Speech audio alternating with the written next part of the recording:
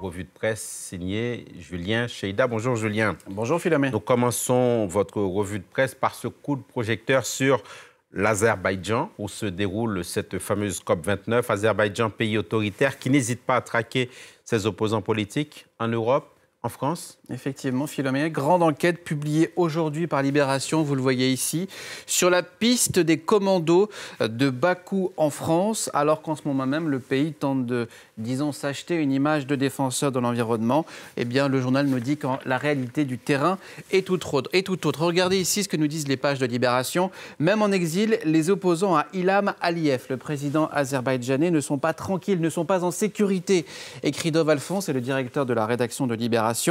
L'enquête revient donc sur un commando de tueurs suspectés d'avoir tué un opposant politique azerbaïdjanais en Alsace. C'était il y a 2 mois, sur le sol français, donc une attaque qui serait loin d'être la seule, aussi bien en France qu'en Europe. Et pendant ce temps, cette COP de Bakou, il faut le dire, Julien, ne suscite quasiment pas d'enthousiasme.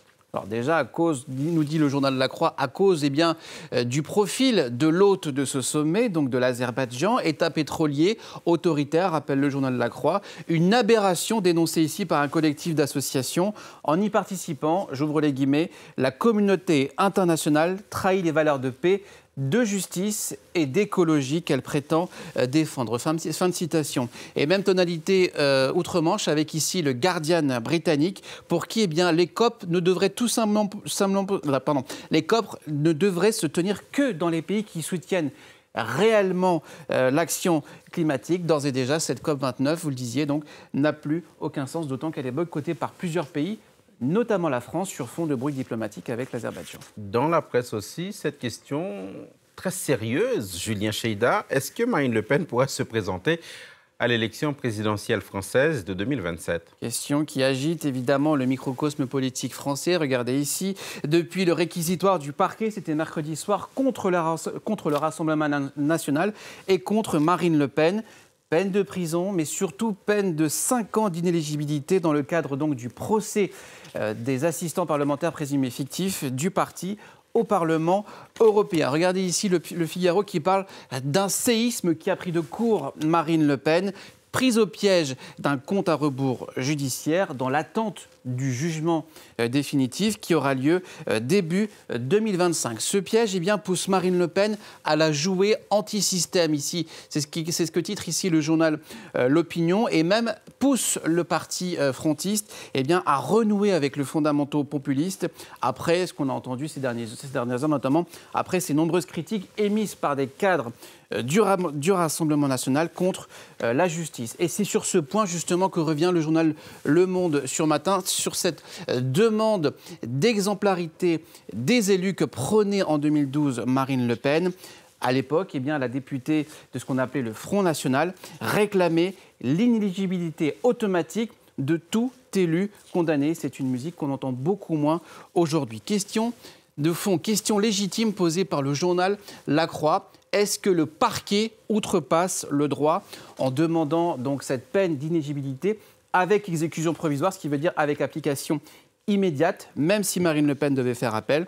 La réponse des juristes interrogés est claire. La réponse est non, car selon la loi Sapin 2 de 2016, écrit le journal, la demande d'application immédiate d'une peine est motivée par le fait que le Rassemblement national a déjà été condamné pour des faits similaires, à savoir détournement de fonds publics. Débat extrêmement intéressant, suivi aussi outre-Rhin, en Allemagne, avec ici le Frankfurter Allgemeine Zeitung. Si le journal se félicite que la justice française fonctionne correctement, quant au fait que les juges puissent influer sur la sélection des candidats à la présidentielle, c'est une autre affaire, écrit le journal, qui risque évidemment de faire couler beaucoup d'encre. On revient à ce match, on en a beaucoup parlé depuis ce matin dans la une. Match Julien Cheïda, très décevant à tous les niveaux pour la presse. On parle bien sûr de ce match France-Israël. Et heureusement, on parle de sport. Regardez ce que dit la une de l'équipe. C'est clair, c'est précis, c'est net. C'était 0. Résumé clair donc à propos de ce match nul, donc 0 partout, qui sera rangé aux oubliettes de l'histoire du football. Prestation morose, dit ici le Parisien, qui qualifie cette soirée de vraiment nulle. Prestation morose de l'équipe de France dans une ambiance lugubre. On l'a entendu à l'instant, le Stade de France était comme quasi vide. Alors comme retrouvailles, puisque les Bleus n'avaient pas joué de leur enceinte depuis plus d'1 an, faute de Jeux Olympiques, et bien comme retrouvailles, on avait espéré mieux. Le contexte sécuritaire, évidemment, a joué selon Libération. Match classé, regardez ici, à haut risque en raison notamment du conflit à Gaza, mais aussi suite aux violences qui ont visé des supporters israéliens la semaine dernière à Amsterdam. Dispositif sécuritaire hors norme pour une soirée qui s'est finalement déroulée dans le calme, et tout le monde dira que c'est tant mieux.